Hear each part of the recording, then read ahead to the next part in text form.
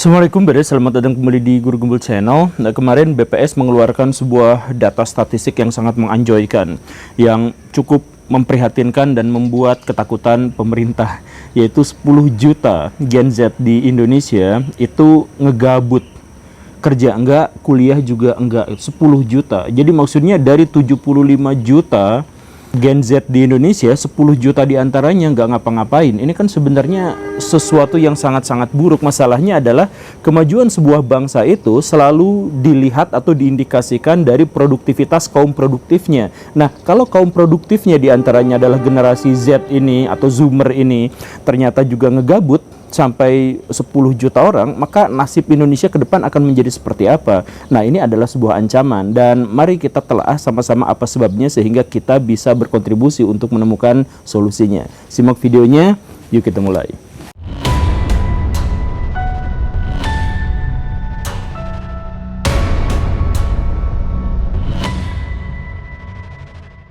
Sebenarnya di berbagai forum dan seminar saya tuh mengkritik penggunaan istilah Gen Z, generasi milenial, generasi X, baby zoomer dan lain sebagainya.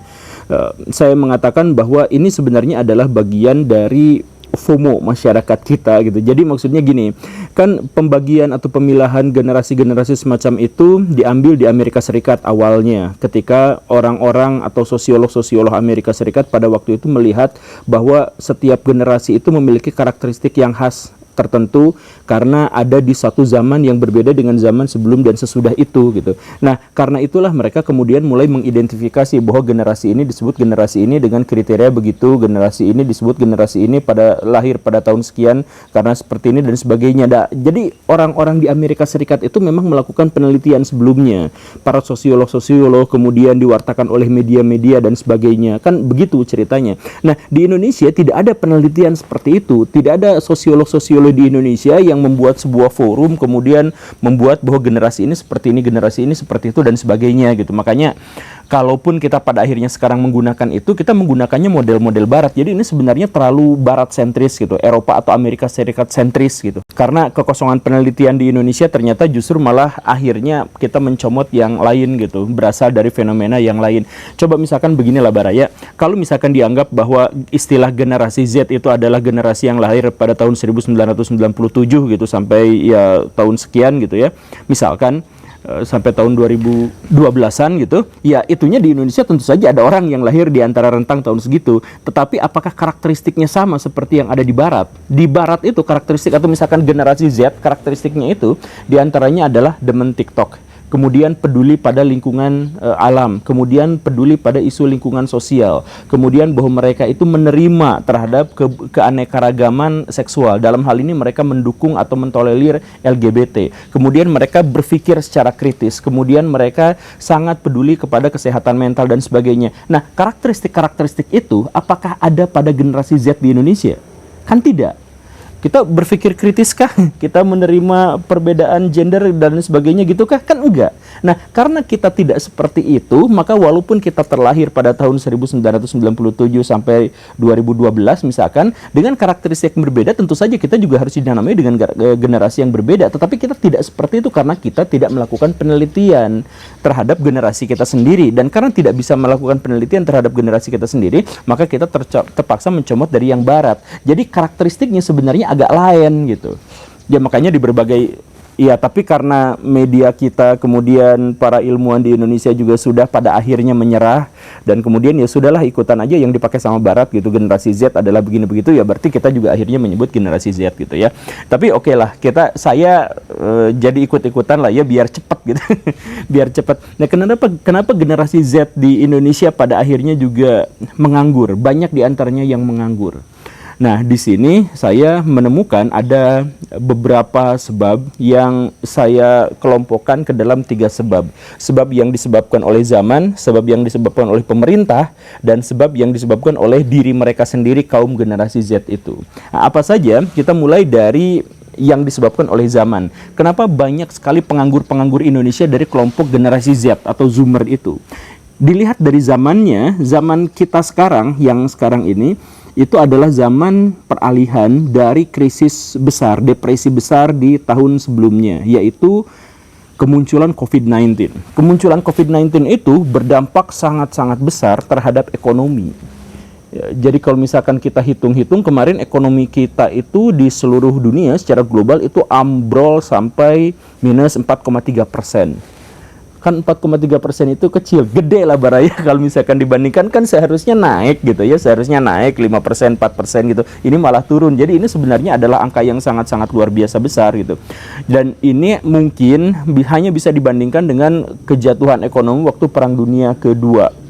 Kurang lebih juga angkanya segini. Jadi COVID kemarin itu benar-benar berdampak besar. Nah, karena berdampak besar, maka sekitar di Indonesia saja itu sekitar 88% perusahaan terdampak buruk gitu ya.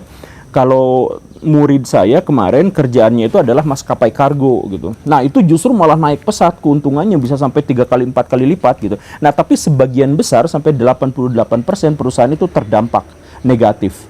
Ya karena misalkan mereka yang jualan restoran akhirnya tidak boleh dikunjungi oleh orang lain, jadi ribet apa gitu ya. Ya kemudian banyaklah yang seperti itu, sekolah juga kan bahkan benar-benar tidak bisa menyelenggarakan pendidikan yang efektif karena semuanya harus online dan sebagainya. Nah, dampak yang sangat besar ini menciptakan pengangguran besar-besaran, PHK besar-besaran, dan perusahaan-perusahaan besar pada waktu itu juga tidak lagi berani untuk membuka lowongan lapangan pekerjaan dan sebagainya gitu. Sekarang sudah selesai, tetapi perusahaan baru bangkit juga gitu. Banyak perusahaan-perusahaan itu yang baru bangkit atau tidak bangkit sama sekali lagi. Nah, inilah pada akhirnya yang menyebabkan banyak sekali lapangan-lapangan pekerjaan yang belum tersedia.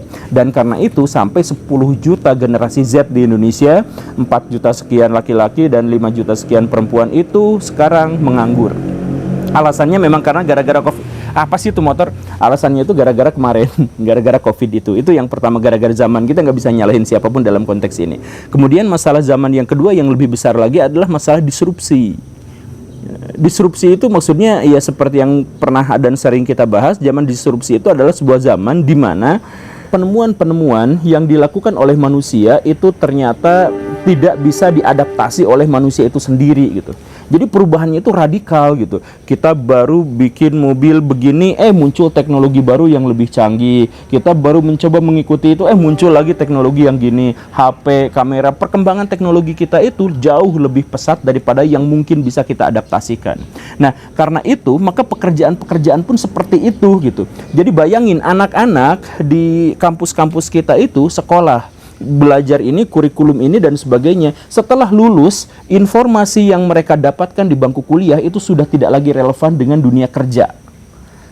Iya, itu memang benar gitu. Nah, iya karena apa? Karena disrupsinya besar-besaran gitu, habis-habisan. Jadi kita bikin rumah metode yang gini.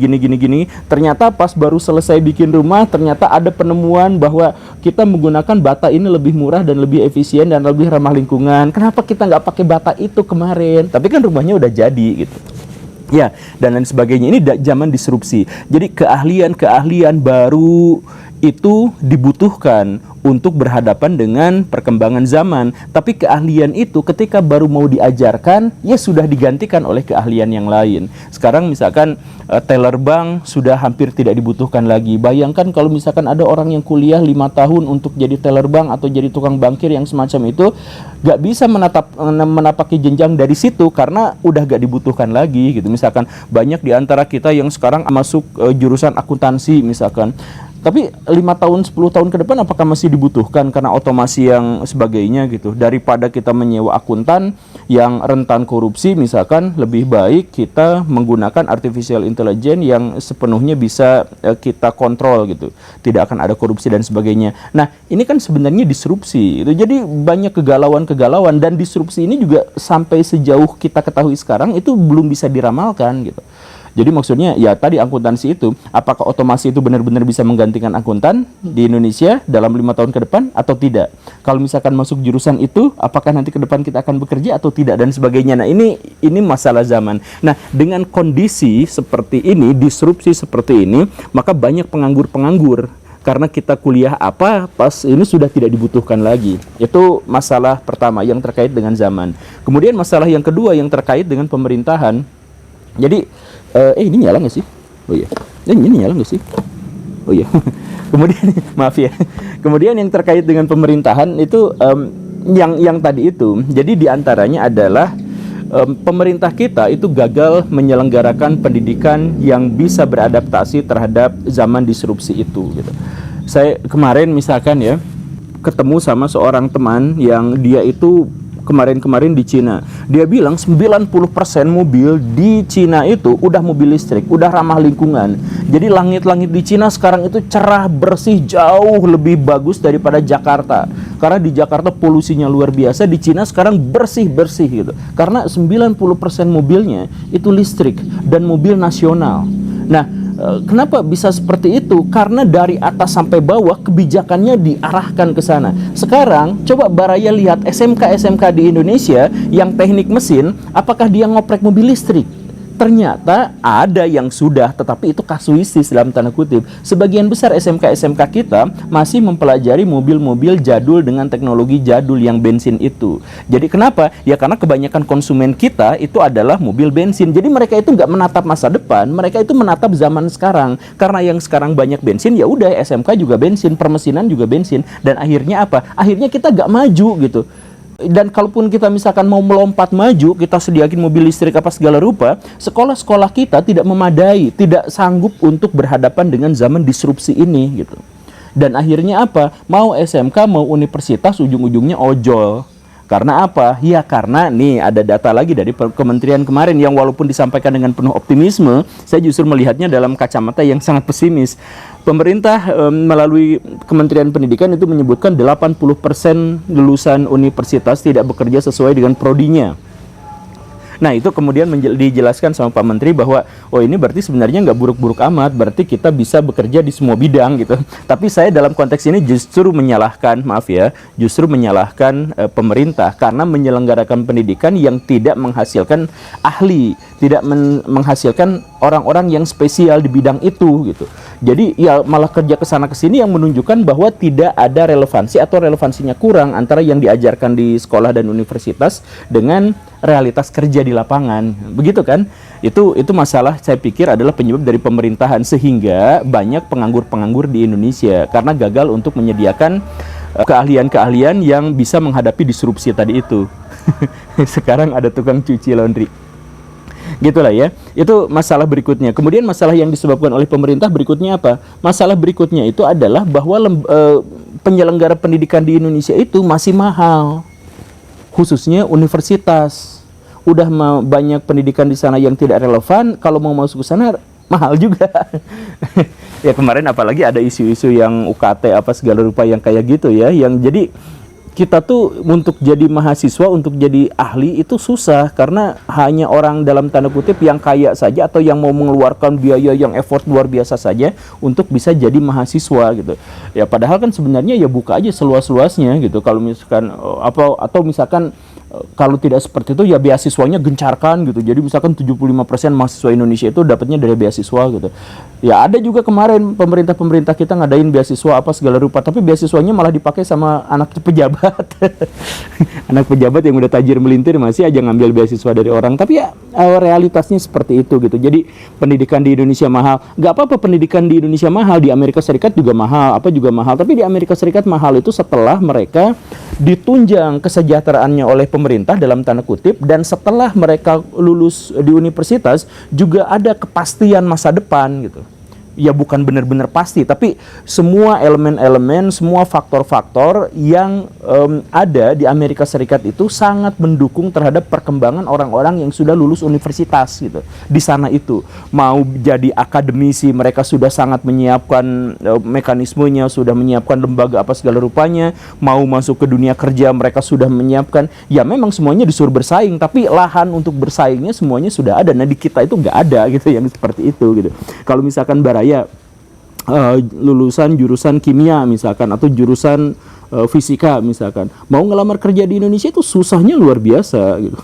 Atau misalkan mau jadi akademisi saja, jadi BRIN gitu ya, bagian dari akademisi di Indonesia, ilmuwan-ilmuwan di Indonesia, ya kan biaya penelitiannya juga gak dapat, sangat terbatas gitu. Kebanyakan hanya dipakai untuk hal-hal yang teknis gitu. Udah 6 triliun dibagi-bagi untuk semua akademisi di Indonesia dan kebagian hanya untuk yang teknis-teknis saja gitu. Nah jadi kita mau jadi akademisi udah lulus yang nganggur juga, kita mau jadi ini mau lulus yang nganggur juga gitu. Kebanyakan di antara kita seperti itu. Nah ini adalah Saya mohon maaf ya, tapi saya pikir ini adalah salah satu kritik yang mendasar yang harus kita tujukan kepada pemerintah kita sebagai penyelenggara pendidikan, penyelenggara bagi pelatihan-pelatihan, keahlian-keahlian dan sebagainya. Nah, inilah yang pada akhirnya menyebabkan 10 juta generasi Z di Indonesia nganggur, gitu kan?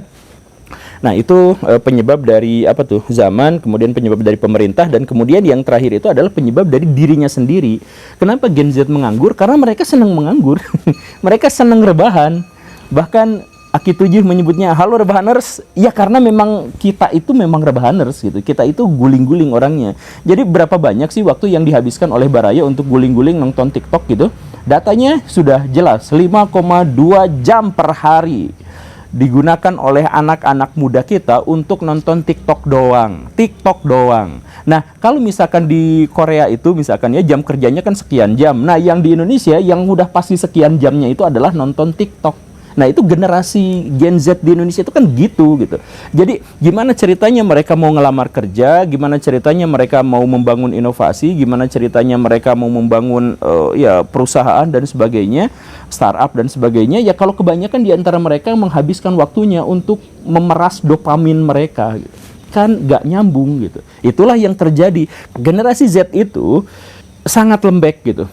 Jadi dimarahin sedikit, pundung, nangis-nangis, nggak mau ketemu lagi gitu. Datang ke sebuah perusahaan, kemudian melakukan kesalahan, dimarahin sama bosnya, langsung cengeng, pulang ke rumah orang tuanya, nggak mau lagi apa, segala rupa kayak gitu. Jadi generasi kita itu adalah generasi yang benar-benar dimanjakan oleh teknologi, generasi yang dimanjakan oleh kenyamanan dan kemapanan, generasi yang memiliki standar tinggi terhadap kebahagiaan, sehingga ketika mereka bekerja keras di satu bidang, mereka tidak terbiasa untuk itu dibandingkan generasi-generasi sebelumnya. Dan untuk konteks ini, penganggur generasi Z bukan hanya di Indonesia, tapi di seluruh dunia mengalami peningkatan yang sangat signifikan. Jadi, kalau tadi misalkan ada survei dari BPS yang menyebut 10 juta Gen Z di Indonesia nganggur, ngegabut, nggak ngapa-ngapain, nggak sekolah, nggak kuliah, maka di luar negeri fenomenanya juga sama. Nah, fenomena ini terjadi khususnya adalah gara-gara generasi-generasi zaman sekarang secara individual memang tidak terbiasa untuk beradaptasi terhadap kesenangan-kesenangan yang terus-menerus diberikan, disuplai oleh dunia artifisial yang dibangun oleh umat manusia sekarang. Nah, jadi Baraya termasuk yang seperti itu atau tidak? Kalau Baraya memang termasuk generasi yang malas untuk dimarahin, yang tidak suka survive, yang tidak suka fighting, yang tidak bisa bersabar terhadap kemarahan dari pihak yang lain dan sebagainya, ya no smoking. Kalau memang harus seperti itu ya gak apa-apa, gak jadi masalah no smoking. Yang paling pentingnya adalah bahwa Baraya harus bisa menciptakan kompensasi atas rendahnya kemampuan kesabaran Baraya itu. Misalkan inovasi yang tinggi gitu. Baraya nggak suka dimarahin sama bos, ya udah saya jadi bos sendiri dan mampu untuk melakukan itu. Nah, itu kan kompensasi yang ideal, yang seimbang. Tapi kalau misalkan Baraya tidak bisa jadi seperti itu, nah itu yang parah gitu. Jadi Baraya khususnya buat generasi-generasi yang sekarang masih muda, yang masih produktif, ayo berjuanglah untuk bisa menafkahi diri sendiri, menafkahi keluarga, menafkahi orang-orang yang dicintai, dan sebisa mungkin menafkahi semua orang agar Baraya itu bisa mendapatkan memberikan kemanfaatan. Gitu Baraya ya. Ya, semangat terus untuk belajar, berpengetahuan, memiliki keahlian, dan membangun peradaban. Terima kasih karena sudah menyimak. Saya Guru Gembul. Assalamualaikum warahmatullahi wabarakatuh.